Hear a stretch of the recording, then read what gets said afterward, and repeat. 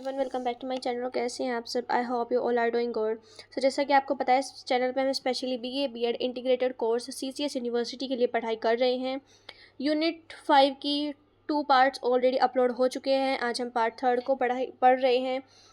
So let's start. जैसे कि आपको पता है, मैं PYQ एक्सपेक्टेड क्वेश्चन हर एक चीज़ को अच्छे से बताती हुई चलती हुई आप देख सकते हैं। हर एक PYQ मैंने अच्छे से कवर किया है। सो लेट्स, ये सब हम जो है पढ़ चुके हैं। So let's go to our question. What is our today's question? Let's see.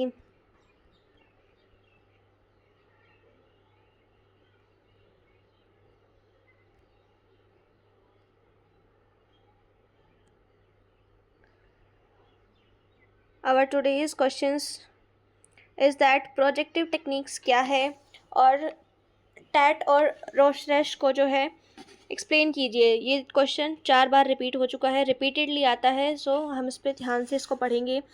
So projective technique एक ऐसा वे है डिस्कवर करने का जो एक किसी भी पर्सन के माइंड में जो है हिडन होता है, जैसे कि उनके अनकॉन्शियस थॉट, उनके फियर्स, उनकी विशेस, उनकी पर्सनैलिटी, जो हम उनसे डायरेक्टली नहीं पूछते हैं लेकिन कहीं ना कहीं वो उनके दिमाग में होता है।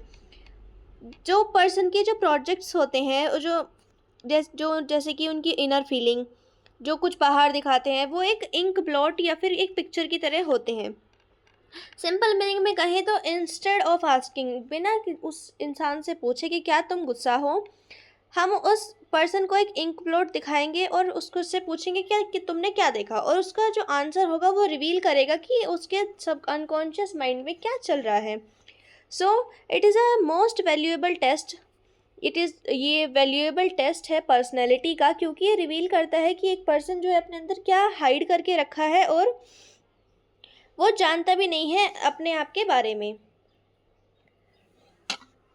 रोशरेस इंक ब्लॉट टेस्ट क्या है? ये क्रिएट किया गया है स्विस साइकेट्रिस्ट हैरमन के द्वारा 1921 में। क्या था ये? 10 कार्ड्स थे, इंक ब्लॉट पैटर्न्स उन पे बने हुए थे। कुछ वाइट थे, कुछ ब्लैक थे, कुछ कलर थे, जो इंक पेपर पे इंक ड्रॉप करने के बाद में बनाए गए थे। और उनको फोल्ड करने के बाद में कैसे वर्क करता है, जो कार्ड्स है वो शो करते हैं कि हर एक पर्सन को, वो उनसे पूछते हैं कि उन्होंने उस हर एक इंक ब्लॉट में क्या देखा, उनके दिमाग में उस चीज़ से क्या जो है, क्या इमेज उनके माइंड में फॉर्म हुई। और कोई भी इस जो है कोई राइट या फिर कोई भी रॉन्ग आंसर इस चीज़ में नहीं दे सकता है, यानी कि सिर्फ राइट ही आंसर वो देंगे। स्कोरिंग कैसे की जाती है? कलर के बेसिस पे, फॉर्म के बेसिस पे, मूवमेंट, कंटेंट, स्पीड, कितनी जल्दी उन्होंने आंसर दिया, ओरिजिनलिटी ऑफ रिस्पॉन्स। अगर उन्होंने ज़्यादा टाइम लगाया, इसका मतलब वो जो है अपने रिस्पॉन्स को तोड़ने मोड़ने की कोशिश कर रहे हैं। सो इस तरह से जो है स्कोरिंग की जाती है। क्या रिवील करती है ये? इंसान के अंदर हिडन पर्सनैलिटी, उसका डिप्रेशन, उसके डिफेंस मैकेनिज्म, उसकी मेंटल एडजस्टमेंट और उसका अनकॉन्शियस माइंड पैटर्न, ये सारी चीज़ें। फॉर एग्जाम्पल, एक पर्सन जो है उसको एक सिमेट्रिकल इंक ब्लॉट जो है दिखाई गई। वो पर्सन कहता है कि मुझे दिख रहा है कि इसमें जो है 2 पीपल फाइट कर रहे हैं। दूसरा कहता है कि मुझे दिख रहा है कि इसमें जो 2 बटरफ्लाई है वो डांस कर रही है। जो पर्सन फर्स्ट पर्सन है वो दिखाता है कि वो थोड़ा सा जो है कॉन्फ्लिक्ट उसके दिमाग में चल रहा है, एग्रेशन उसके दिमाग में चल रहा है। उसकी पर्सनैलिटी कैसी है कि एग्रेशन की, कॉन्फ्लिक्ट वाली, लड़ाई झगड़े वाली। सेकंड पर्सन को दिखाता है कि वो एक काम, पॉजिटिव, और उसका जो इनर वर्ल्ड है वो थोड़ा सा शांत है। सेम इंक ब्लॉट लेकिन डिफरेंट रिस्पॉन्स रिवील करते हैं अलग अलग पर्सनैलिटी को। नेक्स्ट है टैट, यानी कि थेमेटिक एप्रिसिएशन टेस्ट। ये क्रिएट किया गया है मार्गिन और मैरी ने 1935 में। क्या था ये? 20 अनन्यूक्लियर पिक्चर्स थी जिसको इंटरप्रेट किया गया था बहुत सारे वेज में, कोई भी उसका सिंगल करेक्ट मीनिंग नहीं था। कैसे वर्क किया उसने? हर एक इंसान को जो है वो फोटो पिक्चर्स दिखाई गई और पूछा गया स्टोरी बनाने के लिए कि क्या हुआ बिफोर, बाद में क्या हुआ। इस चीज़ का सीक्रेट क्या है कि जब पीपल स्टोरी को मेक करते थे, सो अननोइंगली ना चाहते हुए भी वो अपने आप को उस स्टोरी में डालते थे और अपने आप अपनी बायोग्राफी वो सुनाते थे, अपनी ओन फीलिंग्स, अपनी खुद की डिज़ायर, इच्छाएं, अपने खुद का फियर, डर, ये सारी चीज़ों को वो एक अपनी स्टोरी के थ्रू जो है बता देते हैं।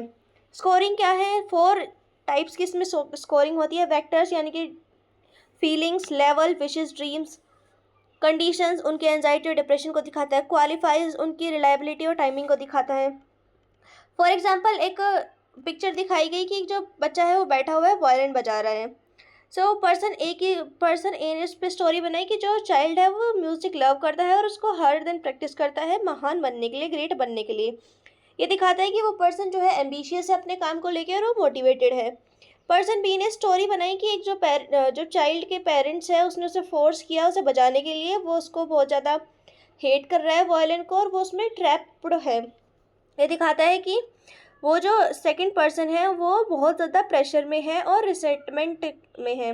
सेम पिक्चर है लेकिन उनकी जो स्टोरीज़ है वो कम्प्लीटली डिफरेंट है और ये दिखाती है कि उनके इनर वर्ल्ड में क्या चल रहा है। इवेल्युएशन इस मेरिट और डीमेरिट क्या है इस टेक्निक के, प्रोजेक्टिव टेक्निक के। ये बहुत ज़्यादा फ्लेक्सिबल है। पीपल जो है आंसर देने में डरते नहीं है बिकॉज उन्हें पता नहीं चलता है कि वो अपने आप को रिवील कर रहे हैं। उनकी सेल्फ इमेज पे कोई भी थ्रेट नहीं आती और जो उनके आंसर होते हैं वो ऑनेस्ट होते हैं, यानी कि ईमानदारी से वो उस चीज़ का आंसर देते हैं। डीमेरिट क्या है कि जो एग्जामिनर है और जो पर्सन है वो सब्जेक्टिवली टेस्ट हुए। जो दो एग्जामिनर है वो सेम रिस्पॉन्स को अलग अलग डिफरेंट तरीके से जो है इंटरप्रेट कर सकते हैं, यानी कि समझने का तरीका थोड़ा सा अलग हो सकता है। स्टैंडर्डाइजेशन, मोस्ट जो प्रोजेक्टिव टेस्ट होते हैं वो स्टैंडर्डाइज नहीं होते। एग्जामिनर्स के भी फ्री प्ले कि वो कैसे स्कोर करते हैं, कैसे इंटरप्रेट करते हैं, इस चीज़ का एग्जामिनर को भी मतलब ध्यान रखना चाहिए। रिलायबिलिटी यानी कि रिलायबिलिटी से बहुत ज़्यादा लो होती है। जो सेम इंसान है वो अगर अगेन इसको टेस्ट किया गया तो क्या पता वो उसी पिक्चर को कुछ और स्टोरी बना के बता दे। सो कोई भी स्टैंडर्डाइज स्कोरिंग इसकी नहीं है। वैलिडिटी अनसेटिस्फैक्ट्री है क्योंकि हर मोस्ट वैलिडेशन जो है स्टडीज़ का वो इनकॉन्क्लूसिव है और ये टेस्ट मेजर को जो है प्रूव नहीं करती जो ये क्लेम करती है। एग्ज़ाम टिप क्या है कि हमें ये सारी चीज़ें याद रखनी है और हम अपना एग्ज़ाम जो है अच्छे से देना है। शॉर्ट क्वेश्चन आंसर्स भाई 19, 20, 21, 22, 23 हर बार आ चुका है। कॉन्स्टिट्यूशनल थ्योरी शेल्डन की क्या थी? तो शेल्डन ने डेवलप किया इस थ्योरी को। वो बिलीव करते थे कि हमारी जो बॉडी टाइप है वो डायरेक्टली कनेक्टेड है हमारी पर्सनैलिटी से। उन्होंने पीपल्स को क्लासीफाई किया उनके फिजिकल स्ट्रक्चर के बेसिस पे 3 टाइप में उनके टेम्परामेंट से मैच करते हुए, एंडोमॉर्फिक, मीजोमॉर्फिक और एक्टोमॉर्फिक। एंडोमॉर्फिक का मतलब है कि फैट बॉडी, बिग स्टमक होगा, ओवर डेवलप फैट होगा उसकी बॉडी पे, ऑर्गन्स पे, और सॉफ्ट सी बॉडी होगी। उसका टेम्परामेंट यानी कैसे वे बिहेव करेंगे। वाइसरटोनिक होंगे यानी कि खाना बहुत अच्छा लगेगा, अपना कंफर्ट पसंद करेंगे, ज़्यादा सोएंगे, थोड़े से ज़्यादा फ्रेंडली होंगे और दूसरों की मदद जो है बहुत अच्छी तरीके से कर देंगे। मीजोमॉर्फिक यानी कि स्ट्रॉन्ग बोन्स होगी, वेल प्रपोर्शनड होंगे, उनकी जो बॉडी होगी वो मस्कुलर होगी थोड़ी सी।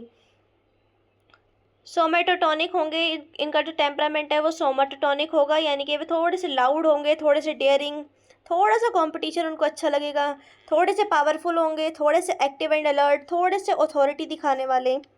एक्टोमॉर्फिक यानी कि वो थोड़े से थिन टाइप होंगे, long thin bones, soft delicate सी बॉडी, मसल्स जो है वो अंडर डेवलप होगी यानी कि अच्छे से डेवलप नहीं होंगी। उनका टेम्परामेंट कैसा होगा? सेरिब्रोटॉनिक, थोड़े से क्वाइट, शांति पसंद होगी, अपनी फीलिंग्स को दबा के रखेंगे, अकेला रहना पसंद करेंगे, थोड़े से सेंसिटिव होंगे, उनकी स्लीप जो है आसानी से डिस्टर्ब हो जाएगी। सो ये है क्या? Constitutional theory of Sheldon. Factorial theory of personality, ये भी 1000 बार आ चुका है। आरबी केटल ने इस थ्योरी को डेवलप किया। कौन सी theory? Factorial theory of personality. उन्होंने डिफाइन किया कि पर्सनैलिटी वो है जो परमिट करती है किसी भी इंसान की प्रेडिक्शन को कि वो उस सिचुएशन में, गिवन सिचुएशन में क्या करेगा। सिंपल वर्ड्स में कहे तो अगर हम किसी की पर्सनैलिटी को जानते हैं तो हम प्रिडिक्ट कर सकते हैं, बता सकते हैं कि वो उस सिचुएशन में इस तरह से बिहेव करेगा। मेन फीचर्स क्या है कैटल्स थ्योरी के? यूनिट ऑफ बिहेवियर, पर्सनैलिटी को जो है बिहेवियर के बेसिस पे स्टडी किया जाना चाहिए। स्मॉल और मेजरेबल पीसीस में जो बिगर पिक्चर में जो है फिट हो सके। सरफेस और सोर्स ट्रेट, सरफेस ट्रेट का मतलब है जो डायरेक्टली हम देख सके। बिहेवियर टुगेदर जैसे कि independence, boldness, alertness. Source trait यानी कि जो छिपा हुआ हो, रिवील्ड करे फैक्टर एनालिसिस को, और ये होते हैं रियल बिल्डिंग ब्लॉक पर्सनैलिटी के। थर्ड है 6 confirm source trait after many studies, बहुत सी स्टडीज़ के बाद में कैटल ने बताया कि 6 रिलायबल सोर्सेज होते हैं ट्रेट के। Cyclothymic, general, mental capacity versus mental defect, surgency, desurgency, adventures versus anxiety, socialize, बुविशनेस, bohemian versus conventional. Environmental mould trait, trait को जो है शेप किया गया है एनवायरनमेंट से, जिसकी 3 types, dynamic, ability, temperament. Constitutional traits, traits जो है हेरिडिटी से डिटरमाइन किए गए हैं और वो उनके साथ में ही बॉर्न हुए हैं, यानी कि ट्रेट्स जो है वो हमारी जन्म से ही हमारे साथ में है। एग्जाम्पल है, ये आप पढ़ सकते हैं। मोरेज ने क्या बताया है, मोरेज की जो थ्योरी है वो कुछ कुछ एल्पोर्ट से सिमिलर है, दोनों ने ही इंडिविजुअल पर फोकस किया है। मुरे बिलीव करते हैं कि जो पर्सनैलिटी है वो शेप की गई है एनवायरनमेंट और साइकोलॉजिकल प्रोसेस के साथ में। मुरे डिफाइन करते हैं पर्सनैलिटी को कि जो पर्सनैलिटी है वो एक कॉन्टीन्यूटी है फंक्शनल फॉर्म की, प्रेस मैनिफेस्टेड इन सीक्वेंस, जो प्रेस है वो मैनिफेस्ट की गई सीक्वेंस में, ऑर्गेनाइज प्रोसेस की, ओवर्ट बिहेवियर की, फ्रॉम बर्थ यानी कि जन्म से लेके हमारी डेथ तक। सिंपल मीनिंग में कहिए तो हमारी जो पर्सनैलिटी है वो एक कंटिन्यू पैटर्न है कि हम कैसे फंक्शन करते हैं या फिर हम कैसे बिहेव करते हैं जिस दिन से हमने जन्म लिया और जिस दिन हम मरे उस दिन तक। मोरे का जो इम्पोर्टेंट आइडिया था वो क्या था कि मोरे की जो थ्योरी है उसको हम थ्योरी ऑफ नीड भी कहते हैं। उसने कहा है कि नीड एक फोर्स है जो ब्रेन में ऑर्गेनाइज करती है हमारे परसेप्शन को और कोई भी एक्शन को जो एक सिचुएशन को सेटिस्फाई करे। और जो ये सारी नीड्स हैं इनको 2 कैटेगरीज में डिवाइड किया गया, वाइसरजेनिक और साइकोजेनिक। वाइसरजेनिक का मतलब है कि जो बेसिक बॉडी नीड्स है जो सर्वाइवल के लिए इम्पॉर्टेंट है, जैसे कि भूख, प्यास, सोना, ब्रीथ लेना, वाटर, फूड, ये सारी चीज़ें। साइकोजेनिक नीड्स का मतलब है जो सोशल नीड्स हमारी होती है, जो प्राइमरी नीड्स से इमर्ज होती है, अचीवमेंट हुई, डोमिनेंस हुई, प्ले हुआ, ऑटोनॉमी हुई, ये सारी चीज़ें। एजुकेशनल क्या इम्प्लीकेशंस हैं मुरे की थ्योरी पर। इंटेरोगेटिव अप्रोच, मुरे ने कई आइडियाज़ को जो है कंबाइन करने की कोशिश की है। पर्सनैलिटी के डायनेमिक्स पे उन्होंने फोकस किया है। कॉम्प्लेक्स थ्योरी दी है, उनकी जो थ्योरी है वो कॉम्प्लेक्स है, जो प्रेस को नीड करती है, साइको एनालिटिक थ्योरी से बहुत ज़्यादा क्लोज है। लिमिटेशन क्या है कि वो उन्होंने सिर्फ सेकेंडरी नीड पर फोकस किया और इंटेलेक्चुअल, सोशल और फिजिकल एस्पेक्ट को ज़्यादा कंसीडर उन्होंने नहीं किया। बाइसर्जेनिक नीड का एग्जांपल है कि जब हम बहुत ज़्यादा हंग्री होते हैं, बहुत ज़्यादा भूख लगती है हमें, तो हमारी जो एंटायर पर्सनैलिटी है वो चेंज हो जाती है। अब सिर्फ हम इरिटेट हो जाते हैं, हम पूरे के पूरे फोकस नहीं कर पाते और एक बार जब हमने खा लिया तो हम अपनी पर्सनैलिटी पर वापस आ जाते हैं। तो इस तरह की है basic body need. Psychogenic need का मतलब है कि जो राहुल है वो ना तो हंग्री है या ना डेंजर में है, लेकिन वो 12 घंटे पढ़ता है क्योंकि उसको कुछ चीज़ें जो है अचीव करनी है। तो ये है साइकोजेनिक, जिसको अपनी पर्सनैलिटी को शेप करने की ज़रूरत है। MMPI, मिनिस्टो मल्टीफेजिक पर्सनैलिटी इन्वेंट्री, 1920, 21, 22, 23, 5 ईयर्स लगातार ये क्वेश्चन आ चुका है। MMP क्रिएट की गई है हैथवे एंड MC काइनले 1940 में मिनिस्टो की यूनिवर्सिटी में। ये एक पर्सनैलिटी इन्वेंट्री है, एक डिटेल चेकलिस्ट है जो डिज़ाइन की गई है साइकेट्रिक क्लिनिक्स के लिए, मेंटल कंडीशन को डायग्नोस करने के लिए, और ये एजुकेशन और जॉब सिलेक्शन के लिए भी हम इसको यूज़ कर सकते हैं। फुल नेम मैंने बताया, मिनिस्टो मल्टीफेजिक पर्सनैलिटी इन्वेंट्री, क्रिएट की गई है हाथवे एंड MC काइनली 1914 में। नंबर ऑफ आइटम्स क्या यूज़ हुए इसमें, 550 सेल्फ डिसिप्लिनरी डिस्क्रिप्टिव स्टेटमेंट और 26 कैटेगरीज में इसको डिवाइड किया गया। इस कैटेगरीज में क्या है, जर्नल हेल्थ है, हैबिट्स है, फैमिली है, ऑक्यूपेशन है, फोबिया है, मोरल है, टेम्परामेंट है। एज की क्या रेंज है, या तो 16 या 16 से अबव। टाइम कितना लगता है इसको कंप्लीट होने में, 60 to 90 मिनट्स। कैसे वर्क करती है, हर एक स्टेटमेंट को जो है कार्ड पे प्रिंट किया जाता है और पर्सन को दिया जाता है कि या तो ट्रू लिखो या फॉल्स लिखो या फिर लिखो कैन नॉट से, बता नहीं सकता। इसका जो रिलायबिलिटी जो स्कोर होता है वो होता है 0.71 से 0.83 तक। यूजेस क्या है MMPI के, क्लिनिकल डायग्नोसिस, आइडेंटिफाई करो पीपल को जो हेल्थ कंडीशंस है जिनके साथ में, जिनको साइकोमेटिक डिसऑर्डर है। वोकेशनल गाइडेंस, पीपल को हेल्प करना राइट करियर चूज करने में उनकी पर्सनैलिटी के बेसिस पे। स्कूल्स एंड कॉलेज में स्क्रीनिंग, स्टूडेंट जो है उनको एक्स्ट्रा साइकोलॉजिकल सपोर्ट की ज़रूरत है। गाइडेंस सेंटर हेल्प करे पीपल को उनकी पर्सनैलिटी प्रॉब्लम के साथ जो काउंसलिंग के लिए आते हैं। Business and industry screening, job के जो कैंडिडेट्स हैं उनको वेल एडजस्टेड और सूटेबल हाई प्रेशर रोल को फाइंड करने में हेल्प की जाए। जैसे कि फॉर एग्जांपल एक कंपनी है जो हायर करना चाहती है पीपल को एक स्ट्रेसफुल जॉब के लिए, और जो कैंडिडेट्स हैं उनके MMPI टेस्ट लिए गए। जिनको हाई एंजाइटी डिप्रेशन है वो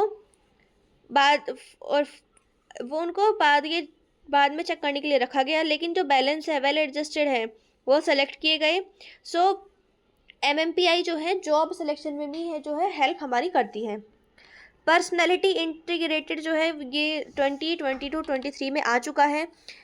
पर्सनैलिटी जो है उसको इंटीग्रेटेड जब बोलते हैं जब एक पर्सन जो है बैलेंस हो, अपने इमोशंस के, अपने थॉट्स के, अपने डिज़ायर्स के, अपनी इमेजिनेशन, सारी की सारी चीज़ जो है टुगेदर वर्क करे अच्छी तरीके से। एक इंटीग्रेटेड पर्सनैलिटी जो होती है वो हेल्प करती है एक पर्सन को डील करने में उसकी लाइफ के अप एंड डाउन्स में, विदाउट फॉलिंग अपार्ट, बिना गिरे किसी चीज़ में। सोशेबिलिटी जो है ये मोस्ट असेंशियल क्वालिटी है पर्सनैलिटी की, इंटीग्रेशन की। सोशेबिलिटी का मतलब है वो टेंडेंसी कि हम दूसरे लोगों के साथ या फिर सोसाइटी में कैसे घुलते मिलते हैं।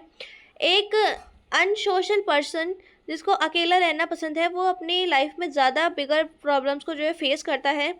स्मॉल सोशल सिचुएशन जो है वो भी उनके लिए बहुत बड़ी हो जाती है, लेकिन जो एक पर्सन है वो जो सोसाइटी के साथ में डेली डील करता है उसके लिए ये सारी चीज़ें बहुत आसान हो जाती हैं। एग्जाम्पल है इंटीग्रेटेड पर्सनैलिटी का कि अनन्या एक एग्ज़ाम में फेल हो गई, उसका पूरा दिन बहुत बुरा लगा, फिर उसने दोबारा स्टडी की और पास हो गई। क्योंकि वो गिरी नहीं, उसने कोलैप्स नहीं हुई, वो उसने गिव अप नहीं किया। सो उसकी पर्सनैलिटी कैसी है, इंटीग्रेटेड। डिसइंटीग्रेटेड का मतलब है कि विक्रम एक सब्जेक्ट में फेल हुआ, उसने स्कूल जाना ही बंद कर दिया, डिप्रेस हो गया, खुद को दोष नहीं दिया, दूसरों को दोष देना शुरू कर दिया। तो उसकी जो पर्सनैलिटी है वो इंटीग्रेटेड नहीं है और उसकी ईगो जो है वो वीक है। सोशेबिलिटी का मतलब है वो पर्सन जो दूसरों के साथ में इजीली मिक्स हो जाए, फ्रेंड्स बनाए, सोशल सिचुएशन को वेल हैंडल करे, ये होती है इंटीग्रेटेड पर्सनैलिटी। और ये जो लॉनलीनेस है, आइसोलेटेड पर्सन जो है वो ज़्यादा डिफ़िकल्टी को फेस करता है, ये डिसइंटीग्रेशन के साइन है। वेरी शॉर्ट क्वेश्चंस क्या है कि किस बेसिस पे RB कैटल ने जो है मेज़र किया पर्सनैलिटी को। सो 16 बेसिक और सोर्स उसने लगाए डायमेंशन के लिए, उनको कहते हैं बिल्डिंग ब्लॉक्स ऑफ पर्सनैलिटी। जो ये 16 फैक्टर है ये डिस्क्राइब करते हैं एक पर्सन की पर्सनैलिटी को। लिबिडो क्या है, लिबिडो लाइफ मेंटेनिंग एनर्जी है फ्लूइड सिस्टम में, ये सीख करती है प्रेशर को थ्रू सेक्सुअल ग्रेटिफिकेशन, यानी कि समझ ही गए हो आप। लिबिडो जो है एक रिवर है जो एक पर्सन के अंदर फ्लो करती है, जो इसका फ्लो होता है ये उस पर्सन का पर्सनैलिटी और बिहेवियर को डिटरमाइन करती है। फॉर एग्जांपल जो लाइफ की एनर्जी है वो हमारे सारे के सारे ह्यूमन बिहेवियर पर्सनैलिटी को ड्राइव करती है फ्रूड के अकॉर्डिंग। फ्रूड ने कहा है कि 2 इंस्टिंक्ट है, life instinct and death instinct. ये ट्रू है या फॉल्स है, इट इज़ ट्रू। फ्रूड ने सिर्फ 2 फंडामेंटल इंस्टिंक्ट को बताया है, लाइफ जो हमारे सर्वाइवल, लव और क्रिएटिविटी को ड्राइव करती है, डेथ जो एग्रेशन और सेल्फ डिस्ट्रक्शन कॉज करती है। जंक्स क्लासिफिकेशन ऑफ पर्सनैलिटी, इसके कितने टाइप है, only 2 types, introvert and extrovert, बीच में एक और भी था एम्बीवर्ट। और इसी को इन्होंने फर्दर एक्सप्लेन करते हुए बोला है कि 4 टाइप्स भी होते हैं, sensing, thinking, feeling, instinctive. Sheldon के अकॉर्डिंग 3 टाइप्स ऑफ पर्सनैलिटी है, क्या ये ट्रू बात है? So it is true. Endomorphic, mesomorphic और एक्टोमॉर्फिक, इन तीनों को हमने अभी पढ़ा है थोड़ी देर पहले। फ्रूड ने किस साइकोलॉजी स्कूल की फाउंडेशन रखी? Psycho analysis. फ्रूड ने psycho analytics school of psychology, जो मोस्ट फेमस स्कूल है जो अनकॉन्शियस माइंड के और पर्सनैलिटी के बच्चे हैं उनके लिए। जंग्स की जो क्लासिफिकेशन है उसमें 3 टाइप है, इंट्रोवर्ट, एक्सट्रोवर्ट और ambivert. Yes it is true. जंग ने मेंशन किया है बहुत सारी पर्सनैलिटी को, कितनी पर्सनैलिटी को? सो ओनली 2, इंट्रोवर्ट और एक्सट्रोवर्ट। सो ये कुछ क्वेश्चन है कि पर्सनैलिटी कहाँ से ओरिजिनेट हुई? पर्सोना वर्ड से, जो एक कौन सा वर्ड है? लैटिन वर्ड है। ट्रेट का क्या मतलब है? ट्रेट बेसिक यूनिट है बिल्डिंग ब्लॉक ऑफ पर्सनैलिटी की, ये एक कंसिस्टेंट और यूनिक पैटर्न है बिहेवियर का। टेट मेजर टेस्ट क्या होता है? थीमेटिक एप्रिसिएशन टेस्ट, जो पर्सनैलिटी को मेज़र करता है। ये रिवील करता है इंसान की अनकॉन्शियसनेस, उसका मोटिवेशन, उसकी नीड्स, उसका फियर, उसके कॉन्फ्लिक्ट, झगड़े और हिडन एस्पेक्ट पर्सनैलिटी के, जो स्टोरीज इंसान बनाता है उनकी एम्बिजियस पिक्चर के साथ में। सो ये और दोबारा क्वेश्चंस जो है रिपीट होते गए हैं, मैंने उतनी बार ही लिखे हैं। सो ये आप देख सकते हैं। कुछ ऑब्जेक्टिव टाइप क्वेश्चंस हैं। इंडिकेटर क्या है? पर्सनैलिटी का, फिजिक, एडजस्टमेंट, कैरेक्टर, सारी चीज़ें। Best ID, ego super ego किसने दिया है? फ्रूड ने दिया है। हायरार्किकल नीड थ्योरी किसने दी है? मैस्लो ने दी है। ट्रेट थ्योरी किसने दी है? एल्पोर्ट ने। हाईएस्ट नीड क्या है मैस्लो थ्योरी की? Self actualisation. Major aspect of personality, ego. ये देखो मैंने लिखा है कि ये कितनी बार आ चुके हैं, जो आप देख सकते हैं। मैंने हर एक चीज़ को अच्छे से पढ़ा दिया है। So best of luck for your exam, you can do it. पढ़ते रहिए स्कॉलर पॉइंट के साथ and subscribe for extra notes. Bye bye, see you in the next video. Till then take care and bye bye and subscribe to my channel.